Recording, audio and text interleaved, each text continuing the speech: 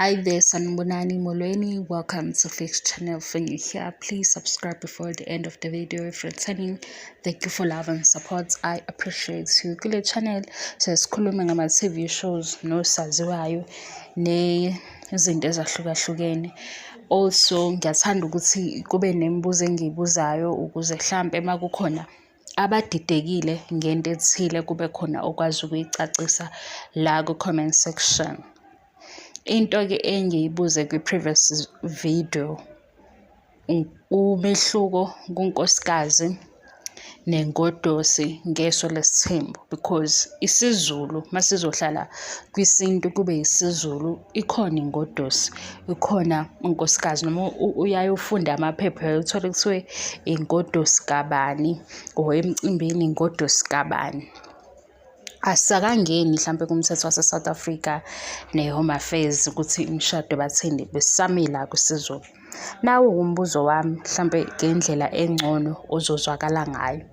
Uma ngabe number 4 kaMseleku, kodwa uma ngabe uthi kwi-season edlulile season 6 yena walotsholwa, uma kaMangwabe uveza ukuthi-ke akahloniphi makufika uMseleku akambathi lutho because akumbesiwe.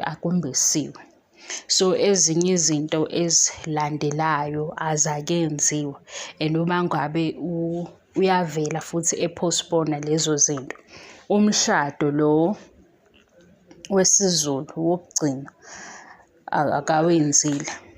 Sifika kanjani-ke la uma ngabe efuna ukuba ne-discussion ngompumelelo ezumpumelelo eyinkosana, because lana sikhuluma ukuthi indlu-ke kaMangwabe nekaMayeni zibhekene ngokwesiZulu. Why kufike kuqala i-role kaMpumelelo before umshado? Ileyo part engifuna ukuyi-understand ukuthi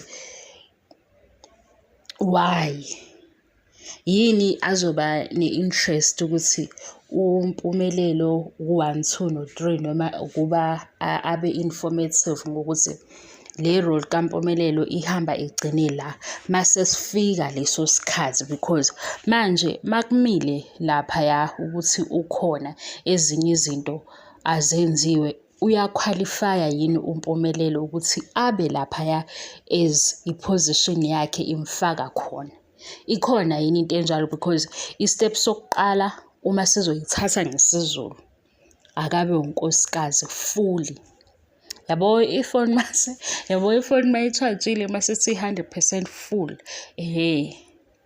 angithi manje maye emisile oqondene naye ekubeni unkosikazi, okusho ukuthi nezinto ezilandelayo ukuba unkosikazi azakafiki. So why siye kwi-discussion yenkosana, izindlu ezime ngalolu hlobo, positions ame ngalolu hlobo, kodwa umshado awufikile? Kanti ikuphi okufika kuqala? Ngoba manje kuzophuma ukuthi unkosikazi ubani usehlangene namadlozi nabekhaya abadala because ukwenzile lokhu. Why singaqali lapho kulaba abangakwenzile? Or hlampe ngeso lesithembu ingoduso ayikho, bayaqualifya bonke. Ngenzeni-ke ngi-understand umehluko wonkosikazi nengodosi ngeso lesithembu noma ngesiZulu kwisithembu, kwi-setup yesithembu. Lana-ke sikhuluma ngoMangwabe noMpumelelo kaMayeni noMayeni. Uma ngabe uhlala noMayeni bekhuluma indaba ukuthi uMpumelelo uzokwenza 1, 2, 3.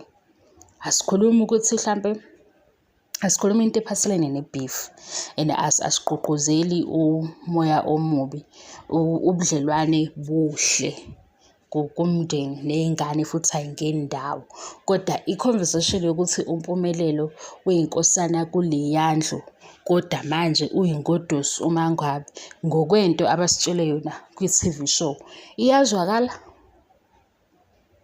Sizama ukufundisana, sikwi-TV show siphinde futhi sibe sekutheni siyafunda ngoba isiZulu nesintu esibuye sithi thasi laphayana kuthiwe isiZulu.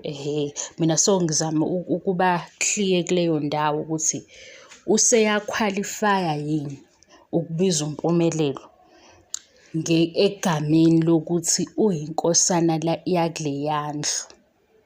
If uMpumelelo usenama-duties amdinga laphaya, kodwa yena khona la esamile khona, because noma uyakhalaza ngale uthi ezinye izinto azenziwe. Ngenzeni ngi-understand. Ngiyabonga i-support ngiyithola nge-channel. Abanye bayangiphoxa-ke guys. Ngicela ukugcizelela, angimzondi uMaNgwabi, sikhuluma nge-TV show. Sizama futhi uku-understand-a nazo izinto eziyaye zithinte zesintu nezinto zesiZulu ukuthi kanti zihamba kanjani.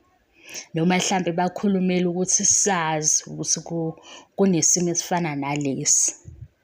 Ngoba kokunye siyabuka i-TV show sifunde kwezinye izinto, kokunye-ke siyabuka sibabaze. Ngiyabonga kakhulu nge-support. Bye.